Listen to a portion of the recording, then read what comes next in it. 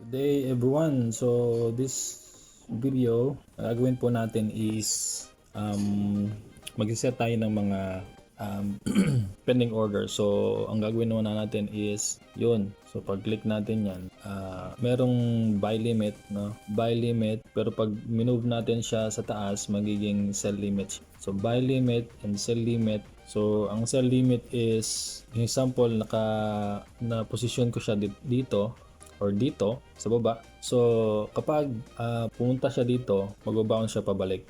So ang expectation ko is pag nakapunta dito siya sa area, magbabounce siya sa pabalik. So mag-place ako ng buy limit dyan. Kaya ang gagawin ko, i-click ko itong buy limit. So buy limit siya, and then i-click ko yung itong arrow na to. Okay, yung arrow na yan. So pag click ko niyan, replace, tapos pipiliin ko kung anong lot size, pero ang nakalagay is 10, no? Depende na yan sa'yo, pwede mong i-change into 1 lot o malaki-laki, or pwede rin na 0.10 lots. So micro naman ito, so 10. And then pag okay na siya, saka mo i-click yung place. Okay, so click natin yung place, then hide.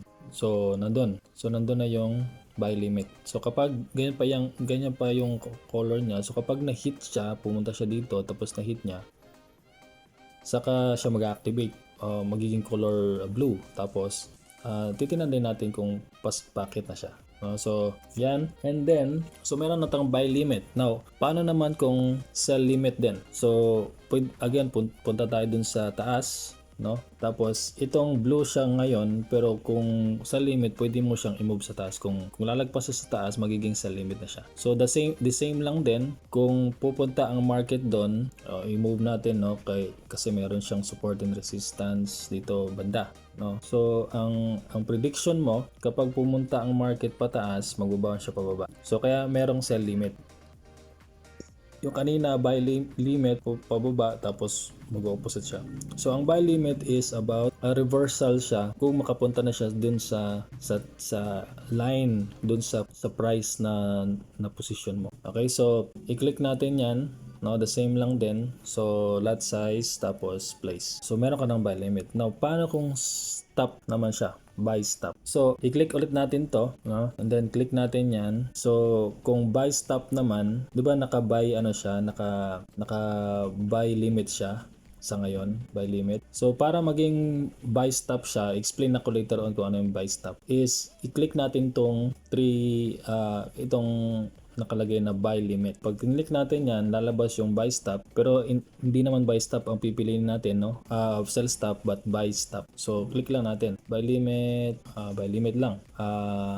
Sorry, kung buy stop pala sa kabila nandito, no? Kasi tuloy-tuloy siya, no? Sige, tingnan natin. Meron siyang buy stop. Kasi ang buy stop, ganito siya. In case na ang prediction ko, kasi nandito siya ngayon, in case na ang alam ko is magtutuloy-tuloy pa siya, so akit pa siya sa taas, so pwede ako maglagay kaagad ng pending order na buy stop dito, yung pinakamalapit, kasi kapag nag-move na siya pataas, pwede niyang ma-hit, and kapag na-hit niya to, magtutuloy-tuloy pa siya sa pataas, diba? Ang buy stop is kapag na-hit, na-activate, no? Na-activate siya, nag-buy stop, tapos na siya kanang tuloy-tuloy, no? Ibig sabihin, yung kanyang option is kung ang tingin mo sa market is magtuloy-tuloy siya paakyat, kailangan nakaposisyon na siya sa desired mo na area, na ang alam mo sa market is magtutuloy-tuloy siya. No, example, alam ko dito is magtutuloy-tuloy siya dito. So para hindi ako mahuli sa chance, no, na lumipad siya ng pataas, magse-set ako ng buy stop. Ito, buy stop, no? And if hindi naman siya, example, ito i-place natin, no? I-click natin ulit yung arrow na to. Pag na-click natin siya, activated na siya, no? So nandoon na siya, buy stop. So na-position ko siya diyan, pero again, pwede mo siyang i-move. Kapag na-click ko to, pwede mo siyang i-move kung saan banda. Pero sa taas lang talaga siya kasi buy stop siya. So kung na-position ko siya diyan, no, kapag hindi siya na-hit, kapag umangat pero nag-reverse kagad ang market, pag hindi siya na-hit, hindi naman siya mag-activate. So okay lang din. So kaya nga ang pending order, okay din siya na way, no, na para ma-secure, para kuha natin yung chance na makapag-entry tayo, no? So, sample, busy ka, maraming kang ginagawa. So, pwede ka mag-set ng pending order. So, kapag kapag sell, again, i-click natin, sell sell stop. So blue siya. So nakalagay is buy limit ito. So i-change natin siya into sell stop. Sell stop, ayun, meron ng sell stop. So the same lang din. Ito naman siya is kapag ang prediction ko magtutuloy-tuloy siya pababa, magsi-sell stop ako diyan. So i-click mo rin again ang arrow pababa. Ayun. Tapos place. So kung mapapansin nyo, kung ang prediction ko is pababa ang market, example na lang pababa ang market, tapos na-hit niya to, mag-activate na siya. Ibig sabihin, nakapag-sell ka, activated na yung sell, tapos tatakbo na kagad yung account mo na kung magtutuloy-tuloy pa siya pababa. No? So, tuloy-tuloy. Again, ang buy stop is pagtuloy-tuloy or sell stop pag tuloy-tuloy siya. No? Pero ang buy limit is yung reversal. Kapag na-hit niya yung sakto na or yung limit na date, saka pa lang siya magre-reverse. Okay? So, yan. Okay? So, yan yung pag-place. Again, pwede mo siyang ma-place. Now, ang pinakamagandang features pa sa MT5, ang MT5 ang maganda, no, is yung pwede ka makapag-set ng kahit example nito, or ito na lang, yung buy limit. Kapag na-place mo na siya, pwede ka makapag-set kaagad ng SL and take profit. Yun yung kagandahan niya.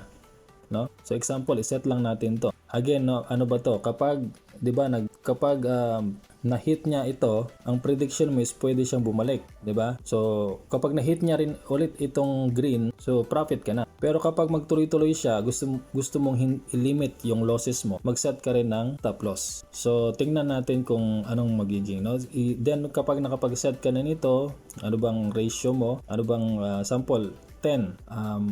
Ito na lang. Sample ito, no, 20 pips kasi isa pa, no, ito pala. Nakikita ba natin to? Hindi ko ma-zoom, no. Itong i-click na lang natin. Sorry. I-cancel muna natin. Again, no, ulitin natin. So, take profit and sell. Kasi ang buy is paakyat, diba? So, ang sell natin nasa baba. So, nakita ba natin tong line na to? Itong points. Yung points na yan represent sa pips or stop loss natin or yung pips na siya. So, kapag meron nakalagay na 177, so meanings to say that 17 pips yan. Kung i-check naman natin, sige, kung i-check natin dito, itong cursor natin, itong natin. So, nasa 17, correct, diba? 17 pips siya. So, 17 kapag ang calculation mo is nasa ang risk na i-risk mo lang sa capital mo is 2%. So, sa $5, nasa 2% niyan is 0.10 cents, no? 0.10 cents. So kailangan nakaset siya. So titingnan mo kung makita mo na ngayon ang dollar. So ito. So ang kagandahan nito is meron na rin siya sa dollar and meron siya sa pips volume, number of pips. So hindi ka na mag-compute. I-move mo lang siya back and forth or up and down, no? So makikita mo agad. Then same lang din sa take profit, no? Same lang din sa take profit. Kung ang ratio mo is 1:1 kasi nag-scalp ka, so i-set mo sa 10 ang 10 ang SL mo, and then 10 lang din ang take profit mo. So yan magiging itsura, no? So i-click lang natin itong arrow na to again para ma-modify mo siya. Again, no, meron na siya ang take profit ng SL. Click mo yung modify. Yun. So hindi pa siya active lahat. Hindi pa siya dahil hindi pa siya natatamaan ng yung current price natin, yung bid and ask, no? Hindi pa siya na-hit. So magtutuloy-tuloy yan, tuloy. Kapag na-hit niya to, hindi pa mag-activate. Pero kapag na-hit niya ang buy limit mo, activated na tong tatlo na to, no? So yan. And then also, kung pwede mo i-modify, i-move na muna naman, sabihin mo na 1:2. So magiging ano niyan is 20 na, no? 2 o 1 ang i-risk mo, 1:2 ratio, no? And then 2 ang profit mo.